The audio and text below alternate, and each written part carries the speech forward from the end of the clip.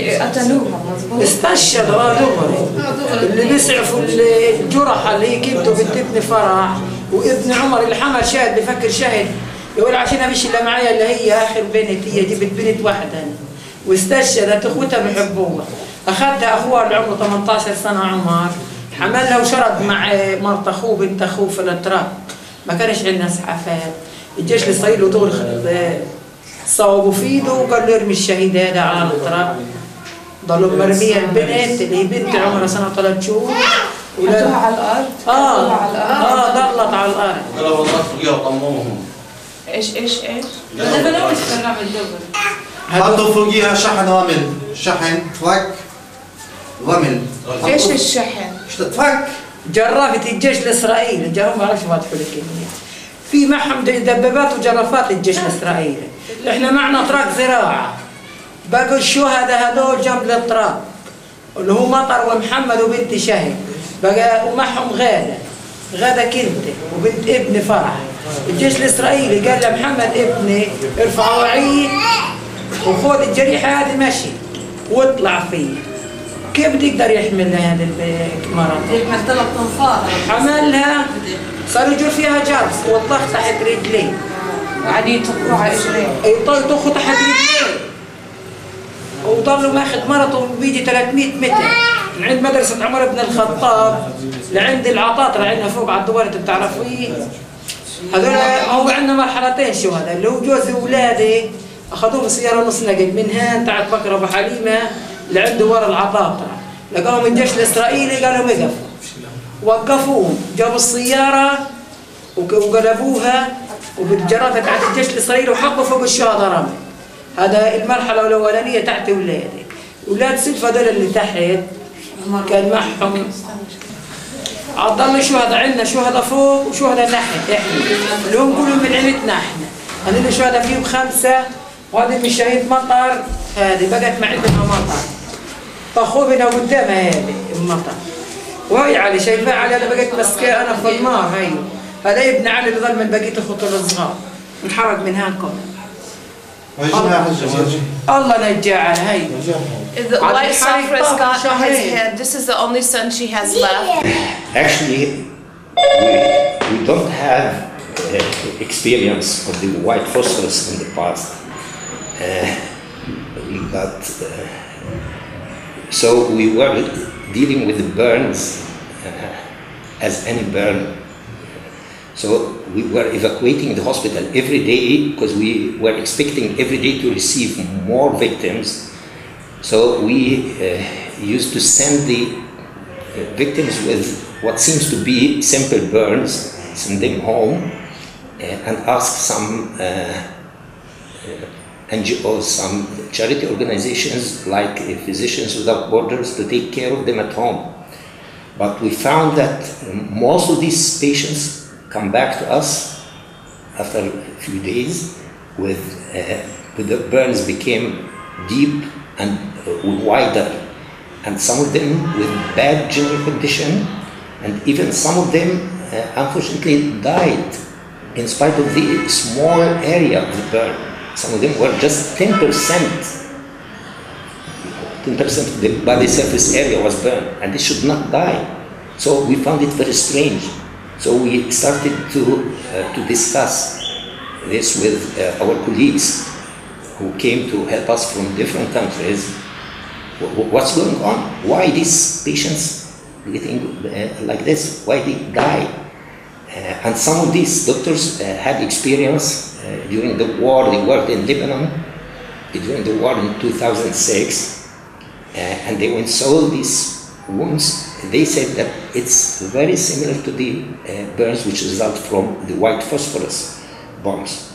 So from that point we started to manage them in completely different way. Every patient with such burns, we take him immediately to the operating room and we clean the burn area and do debridement, excise all the burn tissues and remove all the particles of the white phosphorus. So we found, we removed pieces of this white phosphorus, and when we showed it to the doctors who have experienced war, they confirm that this is the white phosphorus. And we ourselves, after the end of the war, we've seen a lot of these pieces in the streets of areas which were bombarded. And I myself, I brought pieces from the compound of UNRWA, which was bombarded by white phosphorus bombs. And I still keep part piece of it till now in the jar here. So it's now it's 100% confirmed that it is white phosphorus bombs which cause these flares. Yes. For how long does white phosphorus continue to burn? Yeah, this is the problem. It continues to burn until all the white phosphorus piece is consumed. It cannot be distinguished only if you prevented oxygen from it.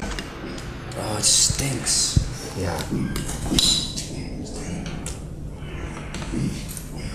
Bring gloves. Flaming is still here. That's right. If I hit it for a few minutes, flame will come. Okay. How long have you had it? 2 months? 2 months, yes. 2 months. Still not going. So what I want to ask you is, what if this stuff is still on the ground where they hit it?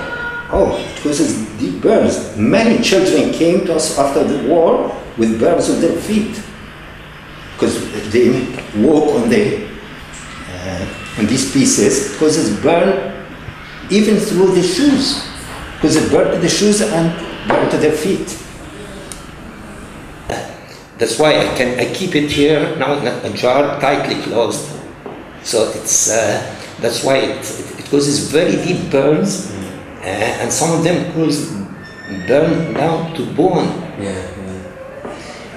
And I can remember one of the patients. We were cleaning his burns in the operating room. A small piece of the white phosphorus jumped from the wound and hit the chest of the anesthetist. So it caused burn for the doctor, the anesthetist. Just hit for seconds. And I have his picture. I can show his picture now. So it's. Is the doctor okay? He's okay. He's okay. Yes, but you can imagine if this hit his chest for a second, it caused burn for his chest. So it's also dangerous to operate on as a doctor or to treat as a doctor. That's right. That's right, because we have to wear double gloves. We have to, even the mask. It has very bad odor. This white phosphorus has very bad odor, and I'm afraid that it's not only white phosphorus, because when I asked our colleagues who had experience, and when I went through the text box, I found that the white phosphorus doesn't have this very offensive odor. So there is doubt that they used some kind of other chemicals in it. Yes, that's why many of my colleagues, the doctors here and the nurses even, are worried about this and keep asking me, is it dangerous for us to smell this? It only takes a small amount of white phosphorus to land on you to cause a slow and agonizing death. In these photos, you can see how once the injury begins to burn, that it burrows deep inside the skin and will continue to burn and combust within the body. During the conflict, white phosphorus rained down in large amounts over schools, hospitals, and residential areas. The United Nations was also targeted, resulting in the destruction of many tons of food aid waiting to be distributed. And the families of the patients as well keep asking me, what's this bad odor? And what's the long-term complications? Is this any complications? To be honest, I tell them I don't know, because I don't know exactly what exactly the type of weapon used. Is it just white phosphorus or not? I don't know. And this actually made me keep asking the international community, international organizations, to send teams of weapon experts